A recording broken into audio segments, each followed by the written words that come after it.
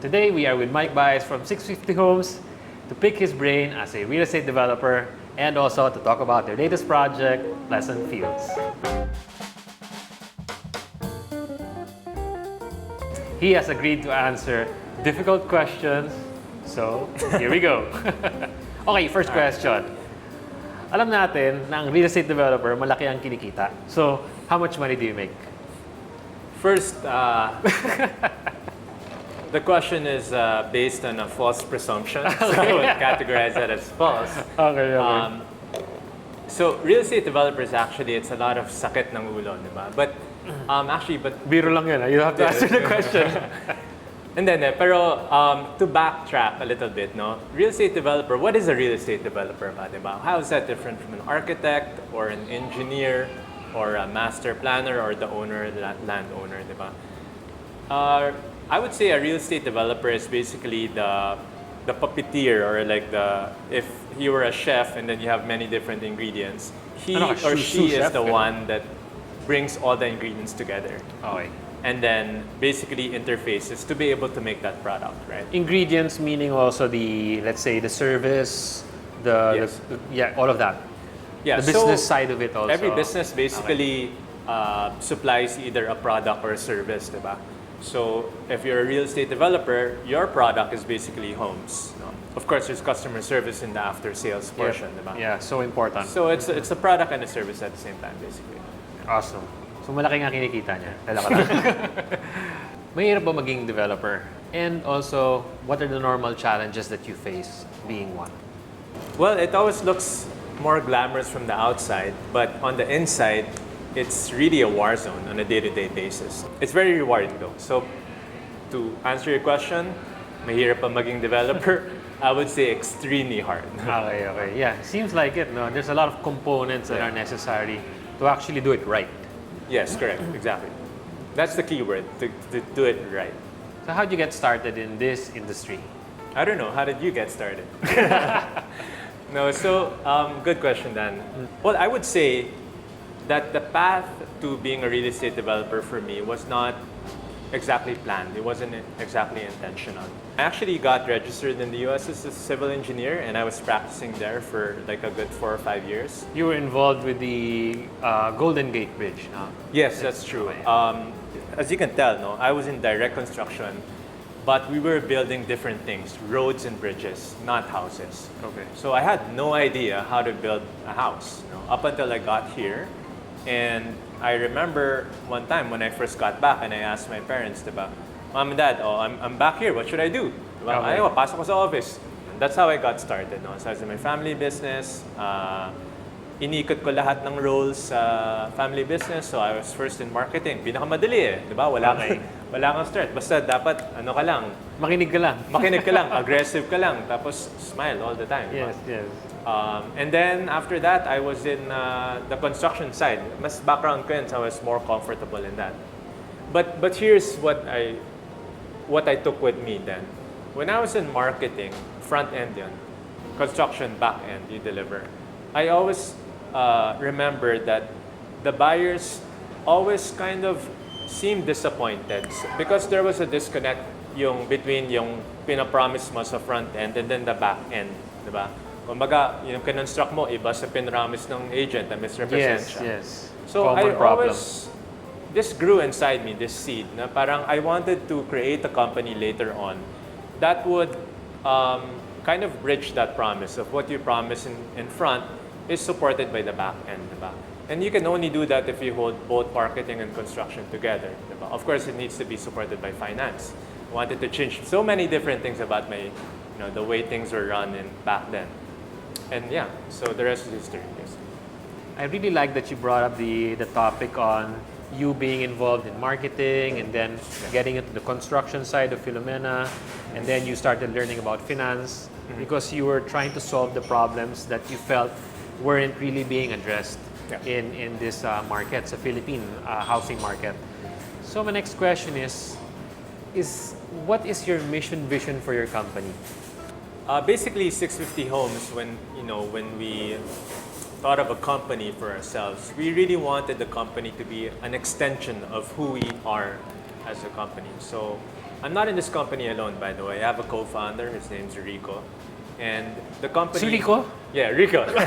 Rico. He's the CEO or Chief Yeah. Entertainment Officer. Alala ko nga yung sinabi niyo before na we will build a house that we see ourselves living in. Yes, exactly. Hindi mo lang talaga makakalimutan yun when you hear from a developer mismo. Yeah.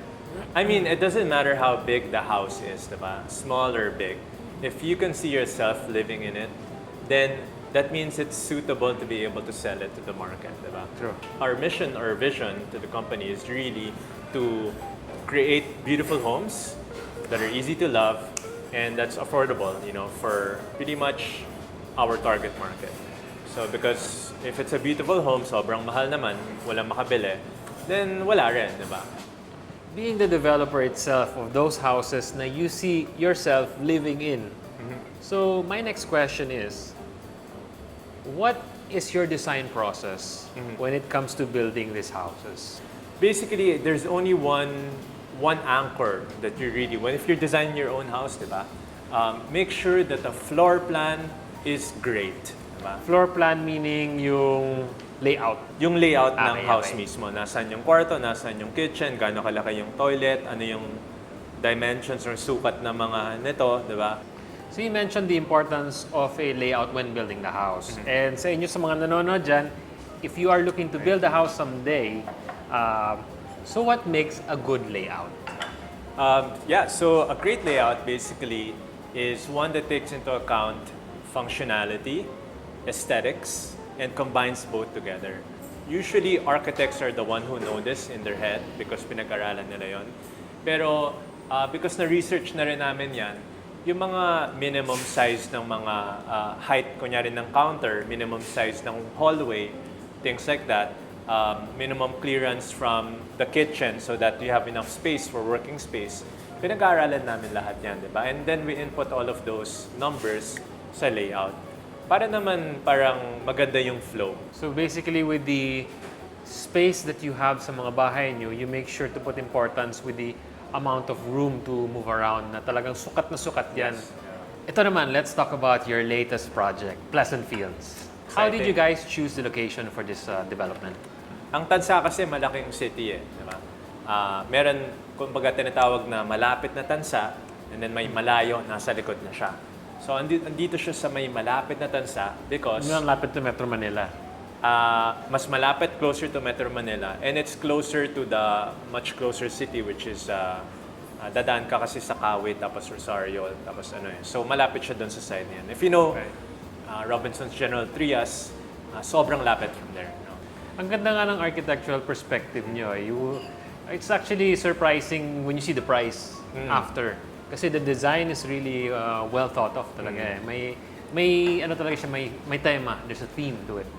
I would say it took us about 3 months, 4 months on a rolling basis To design the house pa lang. to design the house. Maraming updates. As in talagang, I think we reached version 1 to 20. Wow. As in ganun kadaming balik. 20 versions. So on the 20th, dun niya nasabi na, Doon na parang, this is the okay, one. I'm satisfied na. Yeah. Parang gusto ko na yung colors niya, yung layout niya, yung texture niya. Satisfied I'm na happy talaga. with this. Oo. Sigurado na kayo. Satisfied na. It looks really good. Yeah. Feeling ko kaya namin i-deliver yan at the price point that we're saying without also over-promising because you never want to over-promise and then disappoint someone. Diba? So after the layout of the house, paano nyo naman na-layout yung master plan ng buong development? Ganyan rin. It was version 1 to 20. Ang daming balik niyan, no? So, how did we get the idea, for example, that we wanted to make the roads a little bit wider than usual? Not big. We're not, promising you na sobrang lapad siya. Paminsan nangyayari, parked on the street, one side, parked on the other side of the street, sa gitna, hindi na makadaan. Okay. Diba? So, if you just compute that, you want 3 cars side by side together to fit through at the same time, all at the same time. For me, that should be the minimum. Para naman, pag nag-park on both sides, hindi na yung na-choke na siya, diba? Yes. There's another thing I wanted to highlight with sidewalks, and you think it's just a small problem, no? When there's no sidewalks, there's no place to put your trash outside. Okay. And you know what people do? They put their trash on the road. And then now you have a small road and then they can't drive through it, diba? Yes. So it's just a domino effect across different things. If na-widen mo yung sidewalk and yung roads, panalo lahat. Pag panalo yung buyer, panalo rin kami, diba? It's just, everybody wins mentality. So I just wanted to add that we also wanted to introduce into the subdivision some of the lessons that we learned from the pandemic, and that people are feeling very isolated in their own cramped living spaces, for example, during the pandemic. So in the event that there's a lockdown or ECQ, whatever, EQ, whatever na ilalagay, diba? At least you have parks to walk to. Hindi yung parang you're stuck in a, condo or a subdivision at sobrang tabi-tabi yung houses, diba? So really, we wanted every single corner of the subdivision to have its own feature. We say it as every block has a story. Right? Yeah, yun nga. So I was curious about that part na how did you actually design yung mga faces or blocks inside the village? Right. So maybe if you look at the master plan, you'll see that there are 5 different lot types. There is the garden lot. These are the lots in the perimeter. And basically, the lots are a little bit parang longer than the footprint of the house, which means that you have garden provision on the back, diba? Second, you have you have park lots. You also have central alley lots. That's 2 and 3, no? So basically, a central alley is a block of houses, but in the middle of the block, there's an alley in the back, which means that you have less neighbors because you're bisected by an alley, diba? Okay. So more ventilation, more natural lighting. Hindi kayo magkadikit. Hindi magkadikit. You still have neighbors on the left and right. Okay. Pero likod, wala. Okay. You'll notice also that from experience, no, when people buy townhomes, in the back, what do? That's where they hang all of their clothes to dry. So you have better ventilation to hang your clothes to dry. Okay. If the other house, the shade of the other house is blocking the sun, where your clothes are supposed to be drying, hindi matutuyo yun. So, iba ang amoy nun. Iba yung amoy nun. We don't like that. We don't like Bibili ka ng kontra kulob. So, nakasave ka pa ng detergent, di ba? So, but these are the little things, diba? As I said, it's really about thinking about how the people who are gonna live in that, how will they use the house? There's a park lot. Ito yung tabi talaga siya ng park. So, there's only a few, I think 8 lang ata or 9 or 10 lang yung lots na ganon. You're literally stone throw away from the park. So my favorite part is the courtyard. It's the 5th kind of lot. It's basically, layout niya is parang ganon, like a letter C. Tapos may road siya na papasok ganon. Tapos yung kinorve out ng road na yan, may children's park in the middle. Okay. So imagine you're living across there. Across ka, no? Across. You're across it. Again, this is us thinking about who will live there. Kasi ang target market namin usually nasa, 30 to 40 years old. Usually by that time, my family na yon, young pa yung kids. 2 to 3 kids, let's say. Correct, diba? So, I don't necessarily always want to go with the status quo. I want to put a basketball court there. Hindi naman nagba-basketball ang mga 5-6 years old diba? Okay. I want to put a children's park there. Diba? So, these people growing up could have a fun childhood. Can you walk us through the different types of models? Yeah, so we have 3 different kinds of models. It's Nixon, Kennedy, and Lincoln. No? If you can't remember the names, the way that you can remember is that the first one has basically 2 bedrooms and then 1 bathroom. Okay. The other one has 2 bedrooms also, but 1 bathroom and then 1 powder room. So a powder room is a half toilet. A half toilet is... Kalahating toilet lang. Kalahati, oh. So, so, a good question. A half toilet is basically walang shower. Walang shower, okay. Yeah, so, may wash basin tsaka yung Okay. toilet bowl. Sink tsaka toilet. The third one is the Lincoln, and this is the biggest one. You'll find this usually in the courtyard lots or the central alley lots. And it's the one with 3 bedrooms and then one full bath toilet. and then 1 half bath. Okay. It sounds expensive. Yeah. So, sino ang ideal buyer natin para dito sa Huwag ka produkto? matakot. I know you can afford 4 of these. Pwede? Discounted? Hindi, syempre, when we designed the tinitingnan rin namin yung cost. No? So, ang Okay. target household nito is nasa probably around 55,000 and above na combined household income. Combined household income. So, combined, half pa yun. Ibig sabihin, kalahati ng 55. Palagay mo ng 60,000, diba? Kalahati noon, 30,000 kayo. Maka-afford na, diba? So, yun nga, diba? Going back to our mission, we want to design beautiful homes, easy to love, at affordable prices. So, can't forget that last part because it's no use if nobody can afford it. 60,000 household income. Isang bagsakan ba to buy a property, or do you have any like mortgage payments, pag-ibig, bank financing? So we have that. Usually, ang style ng pagbili, no, may down payment portion. In this case, it'll be anywhere from 10 to 20% down payment. Spread over, let's say, 12 months or 15 months. Depends on the parang kung anong lot and bahay na na-choose. Okay, no? so monthly payments na Monthly affordable. payments yan. Pero usually, papatak yan, I don't know, 15 to 20,000, something like that. I hear that 650 Homes offers services for mortgage or loan approvals. Yes, we do. So we have a team of specialists in the office, and they will help the buyers fill out and collect all of the requirements so we can pass it to the bank and obtain the loan for them.